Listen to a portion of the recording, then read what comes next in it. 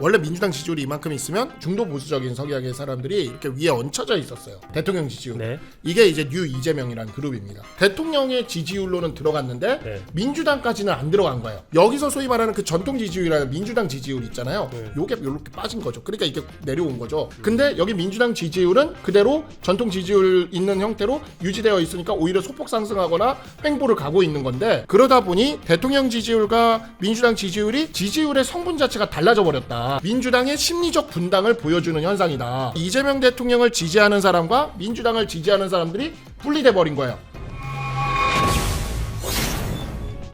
자, 셋 다 인정한 대통령 위기. 자, 폭염 한풀 꺾였는데 여당 전당대회는 아주 타들어가다 못해가지고 제가 되고 있어요. 제가 뭐 루비콘 강을 건넌 것 같기도 하고, 마지막 TV 토론은 뭐 기자 입장에서 꿀잼이긴 했는데 참 민주당 지지층 입장에서 답답하다 싶은 포인트도 몇 개 있었고, 근데 어제 3명의 당대표 후보들이 다 나란히 대통령 지지율 문제를 얘기를 꺼냈어요. 그래서 여당 대표 후보들이 대통령 지지율 하락 문제를 꺼내는 걸 어떻게 해석해야 될까? 이게 뭐 사실 안 할 수도 없는 문제고, 해야죠. 그 위에 있는 어떻게 보면은 수장의 지지율을 얘기하는 게 조금 꺼림직할 수도 있는 거고, 강변은 어떻게 보셨어요? 아니요, 지금 일어나고 있는 현상이고 여론조사 흐름상 그게 명백해 보이잖아요. 네. 그럼 당연히 언급도 해야 되는 거고 원인 분석도 해야 되고, 그래야 뭐 다음 총선이든 대선이든 뭐 승리할 수 있을 거 아니겠습니까? 저기에 대해서도 또 정신 승리 해봐요. 일시적인 흐름일 뿐이고 전당대회 끝나서 당 질서가 잡히면 자동으로 다 될 거다. 그런 식으로 하면 욕풍불지 그게 제대로 되겠습니까? 그러면 뭐 때문인지 문제 진단부터 해야 되는 거니까. 구체적으로. 근데 봐봐요, 정청래 후보 봐봐요. 코어가 떠났기 때문이다. 떠났기 때문이다. 막 가슴이 답답해지는 거예요. 저런 얘기 들으면. 송영길 후보는 아니다. 부동산 문제하고 이런 것 때문에 그렇다. 좀 민주당 입장에서는 아프지만 얘기하는 거잖아요. 레버리지 ETF 이런 것도 당연히 영향이 있고요. 예. 그러니까 이제 지금 앞으로는 허니문 기간이 끝나서 민주당은 지지하지 않지만 대통령은 잘하는 것 같아. 네. 앞으로가 기대돼. 네. 기대 심리였단 말이에요, 지지가. 네. 그리고 너무나 열심히 하시고. 네. 그러니까 그 모습에 그리고 윤석열이 너무 못했고. 네. 맨날 술 처먹고 안 나오고 이러니까 성실한 것만 봐도 기대감이 생기잖아요. 네. 그런데 시간이 지나니까 이재명 대통령도 결국 민주당 안에 갇혀있는 민주당에 갇혀있는 사람인 것 같아. 민주당을 장악을 확실히 못하는 것 같아. 그런 것도 영향이 있을 수 있어요. 근데 이 상황에서 당대표 주자들이 그러면 내가 당선되고 나서 다 그 얘기해요. 내가 당선되면 대통령 지지율 올라갈 거라고 다 얘기해. 네. 그럼 뭘 어떻게 하기에 올라가나? 처음에는 내가 되면 개혁을 더 선명하게 해가지고 코어들이 돌아오기 때문에 올라간다. 송영길, 김민석 그게 아니고 지금 대통령이 하고 있는 여러 가지 그 대안들이나 이런 것들이 있는데 이걸 갖다가 국민들에게 여당이 제대로 알리지도 못하고 여론조도 못하고 이러기 때문에 입법도 뒷받침 못하고 그래서 안 되는 거니까 내가 되면 뒷받침을 잘해서 다시 역전의 발판을 마련할 그게 말이 거예요. 안 돼요? 그게 말이 안 되는 주장이에요? 어디가 후자가요? 어. 아니 후자는 가능한 얘기고. 아니 정청래 후보가 얘기한 것처럼 코어가 돌아올 거라. 네. 이게 말도 안 되는 주장이라고 보세요? 그러니까 코어가 돌아오고 안 돌아오고는 지금 대통령의 지지율 하락하는 순간 관련이 거의 없어요. 일부는 있겠지만 코어가 돌아오면 서울 부동산 문제가 해결이 되냐고요. 근본적인 문제 해결이 안 되고 거기에 대한 아무런 정책적 대안이 없이 코어만 쳐다보고 있으면 뭘 어쩌자는 거예요 도대체. 코어가 뭐 어딜 얘기하는지도 모르겠고. 이게 이제 대통령 지지율 하락 문제를 물고 들어가게 되면 되게 오래 걸릴 것 같으니까 제가 궁금한 거는 우리 형님들이 왜 떨어졌는지 딱 핵심 단어 한 마디씩만 하고 좀 들어보고 싶어요. 박변은 저 분당이요.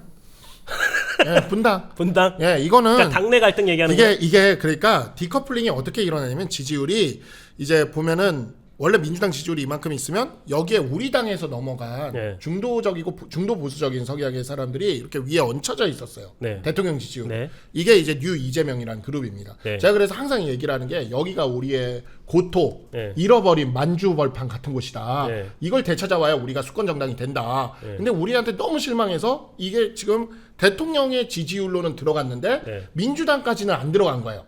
요게 이렇게 껴 있었던 거죠. 그래서 대통령 지지율과 민주당 지지율이 이게 격차가 나 있었던 거거든요.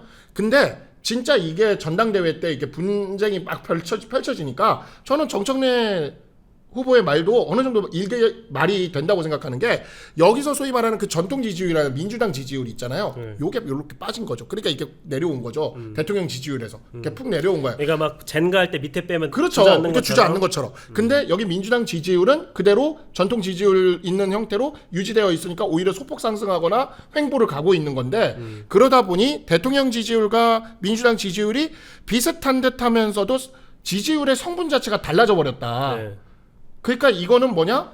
민주당의 심리적 분당을 보여주는 현상이다. 네. 젠가처럼 빠져서 그래서 이재명 대통령을 지지하는 사람과 민주당을 지지하는 사람들이 분리돼 버린 거예요. 이 얘기는 이건 좀 과합니다. 어, 계속 이어가 보시죠. 아 여기 왜 그러냐면 네. 우리 지난번에 그 뭐 예전에 국민의당 네. 예? 호남에서 분당돼 가지고 동교동계랑 막 친문이랑 싸워갖고 막 분당까지 갔잖아요 그때. 네, 네. 그래가지고 총선 때 막 서로석 되고 호남에서 싹쓸이 해버렸죠 국민의당이.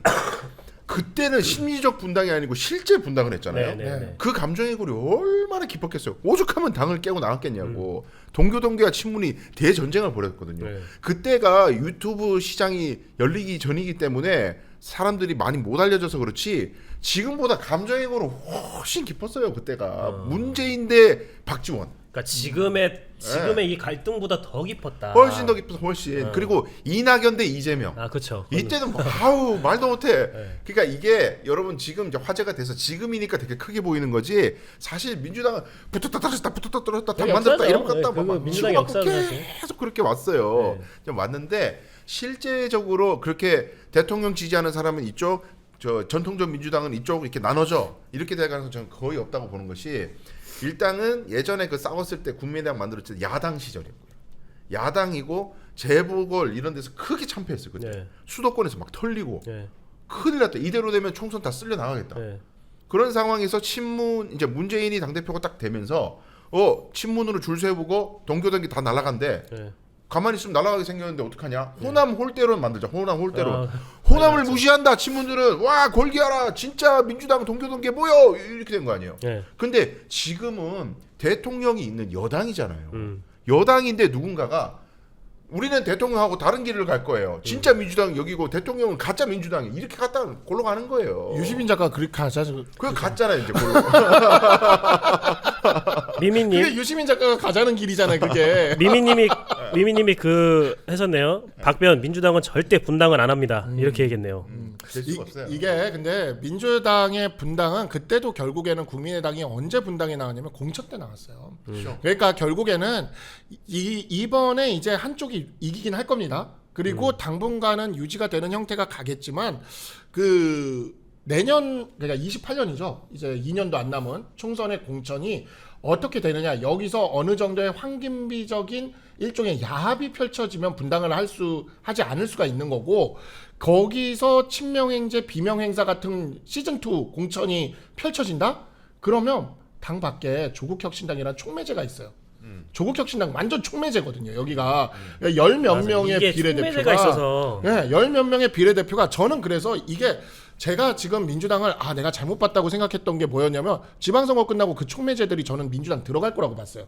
왜냐면 안 들어갔죠? 조국 대표를 내놓고 차라리 왜냐면 조국 대표는 이미 3등으로 떨어졌기 때문에 더 이상 정치적인 가망이 없을 거라고 보고 이 열 몇 명의 정치인들이 생존을 위해서 민주당으로 들어간 다음에 그냥 백기투항해서 들어간 다음에 어디든 이기는 쪽에 줄을 서서 왜냐면 비례기 때문에 이기고 공을 이번에 전당대회에서 세워서 다음 지역구를 받는 게 정치적 공식에 맞아요. 네. 그래서 저는 당연히 그렇게 될 줄 알았는데 신장식을 중심으로 다시 90몇 프로 똘똘 뭉친 다음에 기다리고 있는 건 민주당이 분열되길 기다리면서 촉매제로 존재하는 게 오히려 정치적으로 낫겠다는 계산이 깔려있다고 저는 보거든요. 근데 지금 촉매제가 밖에 존재하기 때문에 여기서 과연 그 공천 배분이 협상을 통해서 타협이 이루어지느냐 아니냐 이게 안 하길 결국에는 바라시죠. 아닐 겁니다.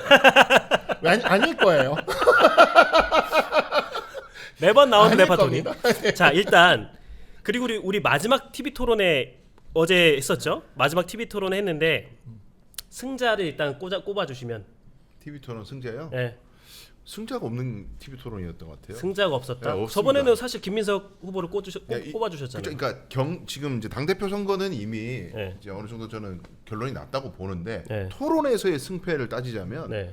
그래서 서로 그냥 디스 전하다가 적당히 서로 그냥 긁다가 근데 특징이 긁는데 안 긁혀 이제 서로 긁는데 안 긁혀요. 막 철갑을 두른 것 같아. 예. 서로. 세 명이 둥글게 앉아가지고 서로 등 뒤를 이렇게 긁고 있는데 안 긁히고 그냥 그래 이러고 그냥 끝나버리네. 그러니까 이제 구도가 저도 봤는데 A 질문을 하면은 A 질문에 대한 공격을 하면은 B로 답하고 네, 약간 답을 안 이런 하잖아요. 식으로 답을 안 하고 너도 그랬잖아. 너 이랬잖아. 약간 이런 식으로 이제 공방이 오가더라고요.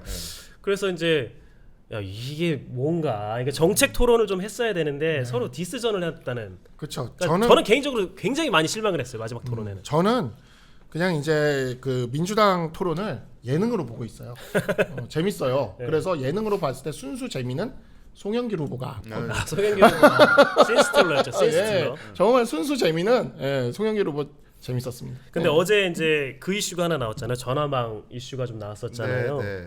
이게 이제 정후보 측에서 먼저 공개한 내용인데 이 전화방이라는 단어부터가 좀 자극적인 이게 실체가 좀 있는 거예요, 박배님? 그러니까 전화방이 만약에 진짜 있다면 이거는 선거법 위반이에요. 그냥 이게 선거법 그러니까, 위반이라는 거는 그 전화방을 조직을 운영하면서 거기서 전화를 돌리는 분들한테 네. 돈을 줬다. 예. 아 전화방이 지금 이거 공직선거는 아니니까 선거법은 아닐 거고 공직선거법은 안 되고. 업무방해나 이런 것들이 들어가긴 할 겁니다. 그런 게 들어가거나 아니면 뭐 정당법을 한번 찾아봐야 될 것 같은데 공직선거법엔 분명히 위반되는 사실이거든요. 그래서 이게 전화방은 아마 고발을 한다고 하니까 고발했을 거예요, 고발했죠. 벌써. 예. 그러니까 수사를 통해서 밝혀질 텐데 저는 그냥 이제 민주당의 이거를 보면서 전화방 이슈 나오는 거 보면서 또 머릿속에 그래서 제가 그 송영길 후보가 진짜 재미 원탑이라고 그렇게 얘기를 하는 게 머릿속에 잊혀지길 바라는 송영길 후보의 또 그 사건이 떠오릅니다. 민주당 전당대회에서의 그 사건. 망치? 아니 그냥 뭐요? 무죄 나온 사건.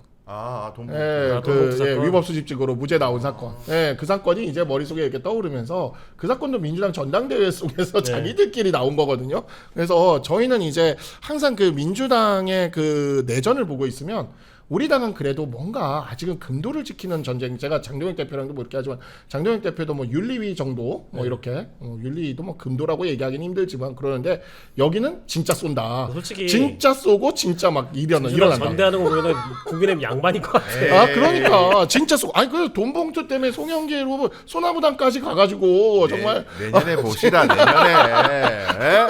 국민의힘도 옛날에 이명박 BBK가 박근혜가 쏜 거 아니에요. 그때 조심했죠. 예. 이 전화방 이슈가 뭐냐면 어제 못 보셨던 분들을 간단하게 설명드리면 그 광주 북구을 민주당 국회의원이죠 전진숙 의원 사무실에서 김민석 후보 유세를 돕는 그 전화방을 지칭한 어떤 조직이 있어서 그러니까 유세 활동을 했다는 거죠. 근데 이제 정청래 대표 입장에서는 이게 이제 사실 공직선거법 위반이다. 이 전화를 돌린 사람들한테 금품을 줬다. 근데 결정적으로 이 내용을 제보한 사람이 누구냐? 이진현 씨. 취재한 사람이 정청래 캠프 측에 소속된 허신학, 그 다음에 전 전략부실장이죠. 그 다음에 친이낙연으로 논란이 됐었어요. 이진년 전 민주연구원 부원장이라고 했어요. 자, 그리고 이게 이분들이 전화가 온 게 아니라 이진년 이분들이 전화를 걸었다는 거예요. 그래서 유도 신문을 했다는 건데 제가 그때 봤을 때는 역풍이 좀 불 것 같은데 어떻게 보세요? 이게 저는 별로 그렇게 하나도 변수가 안 되는 것 같고요.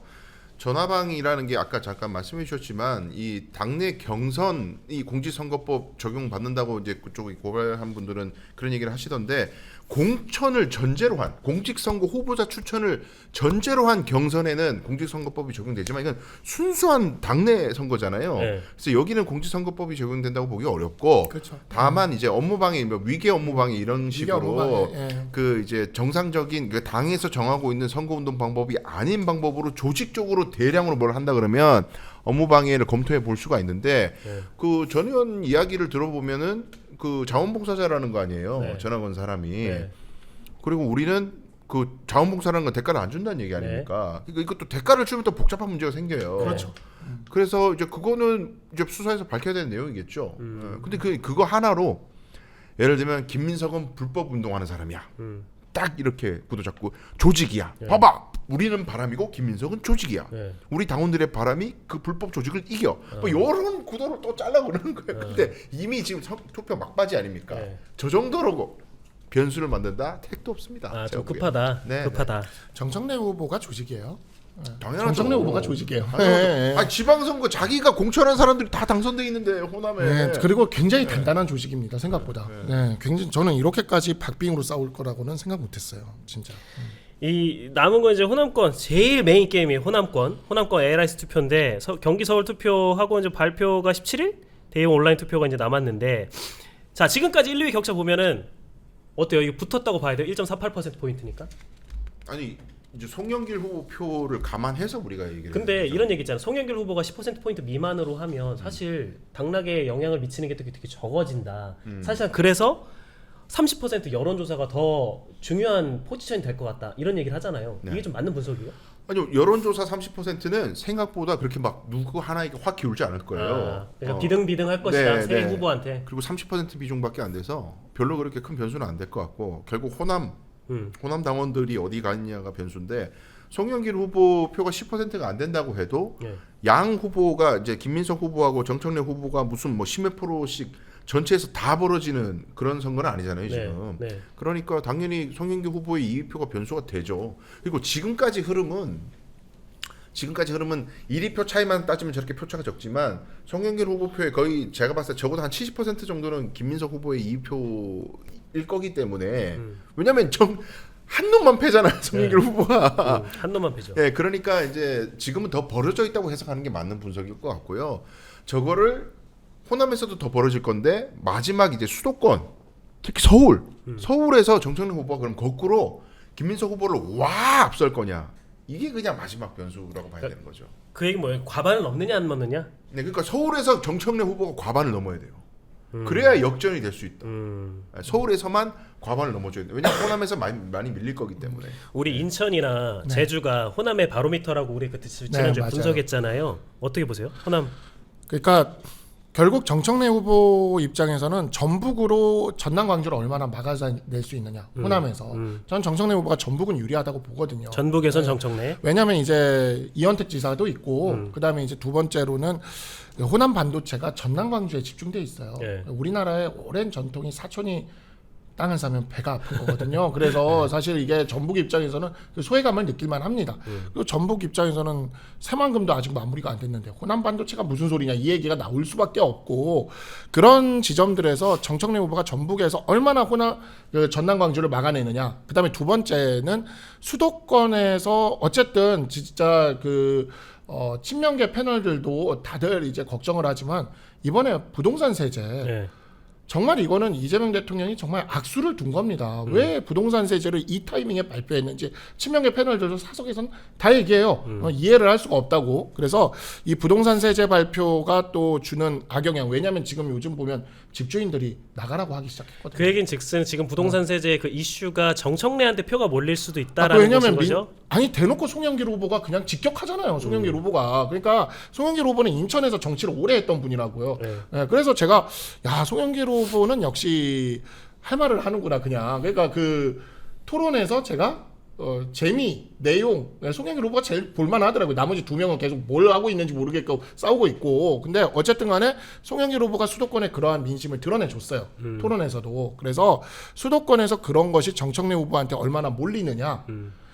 그리고 이제 말씀드렸듯이 이제 여론조사인데 네. 여론조사는 또 우리 당 사람들 유정청래가 될 수 있는 알정직 우리 당 사람들이 또 역선택 도와줄 수가 있지 않습니까? 그래서 그 영향이 또 얼마나 들어가느냐 이게 마지막 변수인데 결국에는 전남 광주에서 김민석 후보가 얼마나 벌리냐에 따라 이 변수를 다 누르고 갈 수 있느냐 없느냐가 여기서 결정날 것 같아요. 그래서 방금 말씀하신 게 참 여러 방송에서 많은 국민의힘 측 패널들이 말씀 많이 하시던데 저는 이제 의문이 드는 건 그거예요. 이재명 대통령의 부동산 세제 개편안은 지금 아니고 아직 국회가 이게 조세 법률주의이기 때문에 국회에서 어쨌든 법을 통과시켜야 국회에서 법을 통과시켜야 이게 되는 거지 대통령이 일방 송포해서 가는 게 아니잖아요. 수정하겠다고도 얘기를 했었죠. 그렇죠. 그러면 지금부터는 여당의 역할이 중요한 거예요. 여당이 사람들의 여론을 흡수하고 전문가 의견도 흡수해서 청와대하고 소통하면서 이걸 어떻게 해나갈지 지금부터 조율해 나가야 되는 건데 예를 들면 대통령이 한 게 마음에 안 든다 쳐요. 여러 가지 반발이 있잖아요. 수도권 서울에서. 그럼 권리당원들이 지금 투표를 하는 거잖아요. 이재명 대통령이 하는 게 마음에 안 들어. 그래서 난 정청래 찍을 거야. 이거는 일반 투표는 그럴 수 있는데 권리당원은 그런 메커니즘으로 가는 게 아니라는 거죠. 반명이에요? 정청래 후보가? 자기 친명이래잖아. 극명이라고 얘기하기도 하고. 그러니까 그런 메커니즘보다는 오히려 하나. 우리는 친노, 친문. 그 전통적 지지층인데 네. 대통령이 자꾸 우리를 부수려고 하는 것 같아. 네. 이건 아닌 것 같아. 네. 이거는 대통령을 바로 잡아야 돼. 네. 정신을 번쩍 들게 해야 되겠다. 회초리를 한번 들어야 돼. 예, 고 변수지. 이 부동산이나 뭐 일반 중도와 이 스윙 보터들의 민심을 자극하는 이 변수 때문에 어디를 결정할지 그건 아닐 것 같다. 그러니까 대중선거가 아니라 이제 투표이기 권리당원 때문에. 투표이기 예, 때문에 예, 예.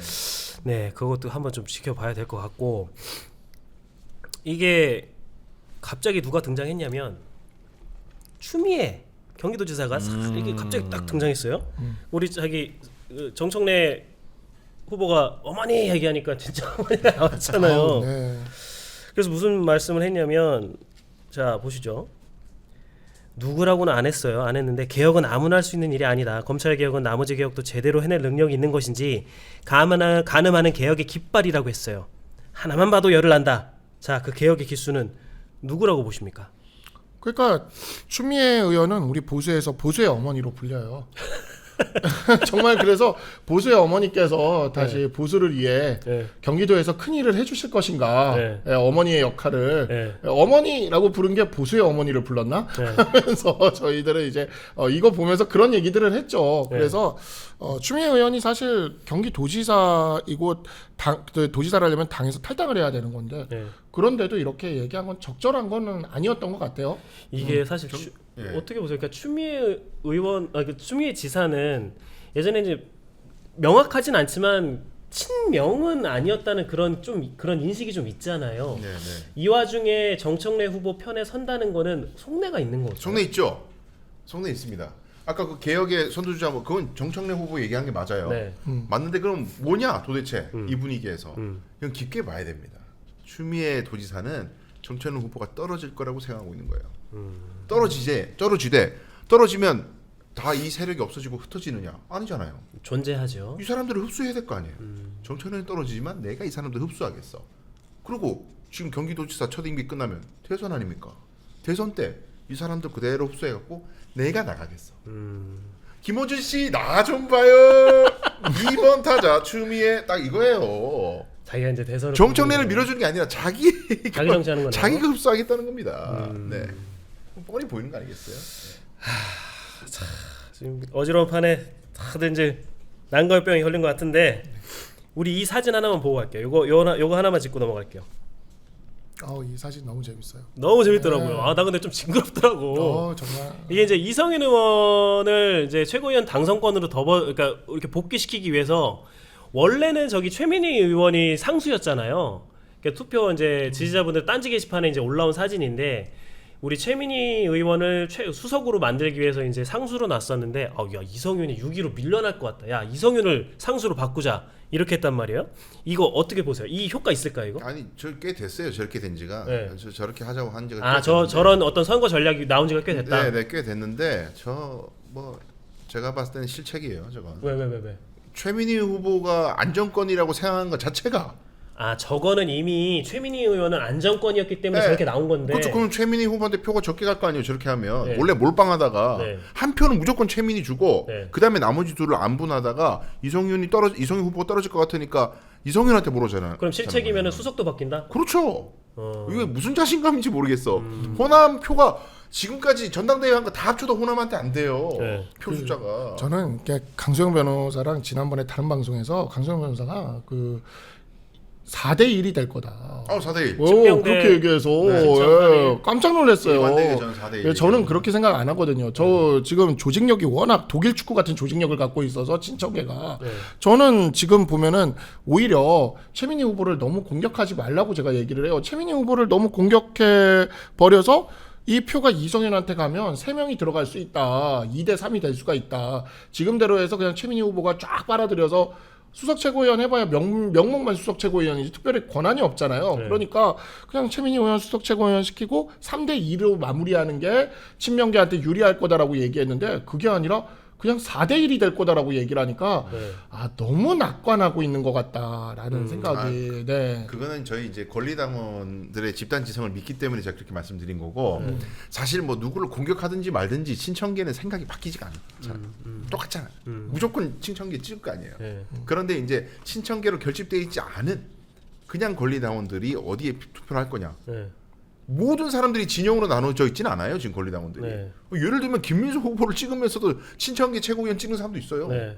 꽤 있어. 네. 인지도로 나 누군지 모르겠는데. 그렇지, 그렇지. 그 최민희가 제일 유명한 것 같으면 찍어버린 인지도 거예요. 싸움에서 사실 이제 최민희 의원이 제일 그렇죠, 앞서니까. 그렇죠. 이미 다 결정이 돼 있는데 네. 상당수 결정돼 있는데 그냥 인지도 보고 투표하는 분들은 아직까지 인지도만 보고 다른 사람 이름만 봐도 잘 모르겠다 이런 분들이 네. 지금까지 계속 최민희 후보가 실책을 하기 때문에 네. 오마이 TV 그 논란도 있고 이성윤 후보는 또 지금 갑질이 터져가지고 아, 그렇죠. 갑질로 그러니까 이슈가 터졌죠. 이게 어떻게 될지 몰라요. 아 시간이 너무 부족한데 이거 하나만 질문할게요.